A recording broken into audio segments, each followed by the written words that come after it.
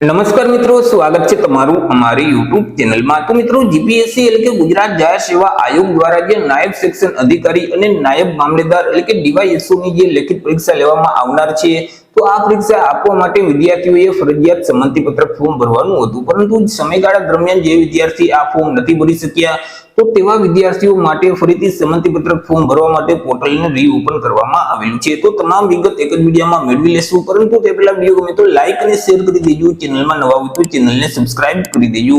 તો ચાલો મિત્રો, વિડીયોની શરૂઆત કરીએ।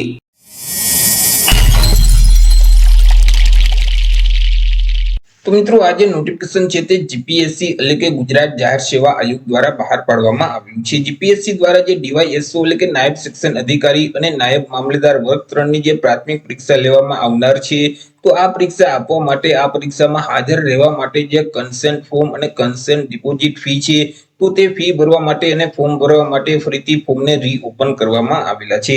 વિગતવાર માહિતી મેળવીએ તો કે નાયબ સેક્શન અધિકારી અને નાયબ મામલેદાર વર્ગ 3 ની જે પ્રાથમિક પરીક્ષા છે તે 7/9/2025 ના રોજ લેવામાં આવનાર છે। તો આ પરીક્ષામાં ઉપસ્થિત રહેવા અંગે મિત્રો અહીં જે સંમતિ પત્રક ફોર્મ એટલે કે જે કન્સેન્ટ ફોર્મ છે તથા જે ડિપોઝિટ છે તે આયોગ દ્વારા 15/7/2025 થી લઈ અને 22/7/2025 ના સમયગાળા સુધીમાં મિત્રો અહીં સંમતિ પત્રક ફોર્મ છે તે મંગાવવામાં આવેલા હતા। તો આ સમયગાળો પૂર્ણ થયા બાદ બહોળી સંખ્યામાં ઉમેદવારોની રજૂઆત છે તે આયોગને મળેલ હતી, જેથી કરી મિત્રો આ જે કન્સેન્ટ ફોર્મ છે એટલે કે જે ડિપોઝિટ ફી છે અને જે સંમતિ પત્રક ફોર્મ છે, તો તે મિત્રો ફરીથી લેટ ફી સાથે રીઓપન કરવામાં આવેલા છે। હવે મિત્રો, જે બાકી રહી ગયેલા ઉમેદવાર છે તે ઉમેદવાર જે જીપીએસસી નું ઉજાસનું પોર્ટલ છે એટલે કે gpsc-ujas.gujarat.gov.in નામની જે વેબસાઇટ છે, તે વેબસાઇટ ઉપરથી 25/7/2025 બપોરના 12:30 વાગ્યાથી લઈ અને મિત્રો 28/7/2025 સવારના 10 વાગ્યા સુધીમાં મિત્રો પોતાનું સંમતિ પત્રક ફોર્મ છે તે ભરી શકશે। હવે મિત્રો, અહીં ડિપોઝિટ ફી કેટલી ભરવાની રહેશે, લેટ ફી કેટલી ભરવાની રહેશે, તો કે જે બિન અનામત વર્ગના ઉમેદવાર છે મહિલા સિવાય, તો તે ઉમેદવારોએ અહીં મિત્રો ડિપોઝિટ ફી તરીકે ₹500 પ્લસ લેટ ફી છે તે પણ 500 એટલે કે કુલ ₹1000 ફી ભરી અને પોતાનું સંમતિ પત્રક ફોર્મ છે તે ભરી શકશે।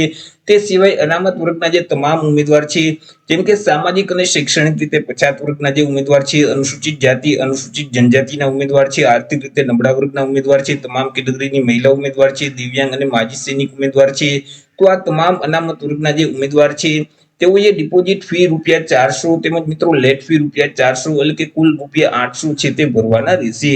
હવે મિત્રો, અહીં તમને ફી છે તે પરત કેટલી આપવામાં આવશે, તો કે મિત્રો તમે પરીક્ષામાં હાજર રહેશો તો તેવા સંજોગોમાં તમે જે કન્સેન્ટ ડિપોઝિટ ફી એટલે કે મિત્રો જે સંમતિ પત્રક ડિપોઝિટ ફી ભરેલ છે તે ફી મિત્રો તમને પરત કરી દેવામાં આવશે, પરંતુ લેટ ફી છે તે તમને પરત કરવામાં આવશે નહીં।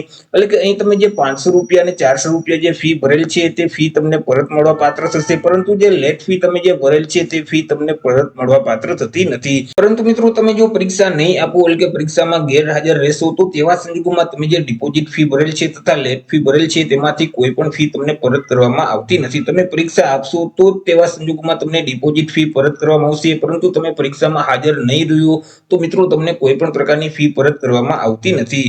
એ મિત્રો, ઉમેદવારોએ 28/7/2025 સવારના 10 વાગ્યા સુધીમાં ઓનલાઈન અરજી ફોર્મ છે તે ભરી દેવાનું રહેશે, સંમતિ પત્રક ફોર્મ ભરવાનું રહેશે।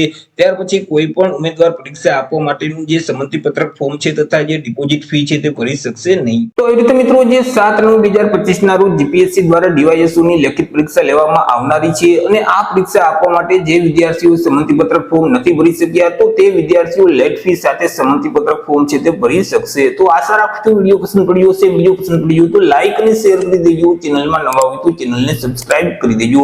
ફરી મળીશું એક નવા ટોપિક સાથે એક નવા વિડીયોમાં। ત્યાર સુધી જય હિન્દ, વંદે માતરમ।